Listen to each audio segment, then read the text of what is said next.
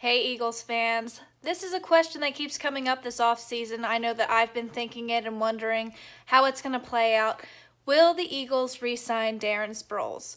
It's a question that's hard to answer because he's going to be 35 in June.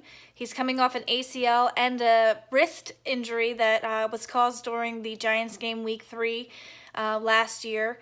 And, he's a great player. He would address a need that we have at the punt returning position. But we've had Ajayi now and Clement come into their own and largely could be the answers for Doug's offense.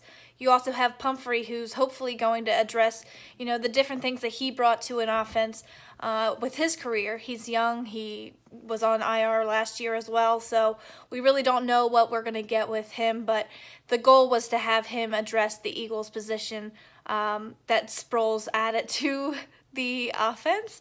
That's my cat. And I wanted to talk to you guys about the different options that have been available to the Eagles in the draft. They're looking at that position. You have to believe that they've got several opportunities to address that need in the draft, and they wouldn't need to sign a veteran like Darren Sproles, but the guy wants to play still. He got injured. He doesn't want to go out that way. And although he is older, he's a top talent. There's no denying how he can create space and just dominate in the return game. He's a proven player. You're not taking a risk in that regard, in my opinion. But, he is older. He was injured last year. It's hard to really make sense of whether or not they're going to make that move. My opinion is that they're going to go and try to address it in the draft.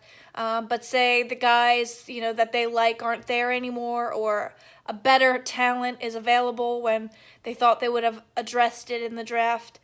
I'm comfortable with them signing him again. I honestly am comfortable with them signing him again and then also addressing it in the draft. The one thing that we learned last year was how important the depth was. So we really need to try to get him back, in my opinion, if we can, if it makes sense, if he's not asking too much money.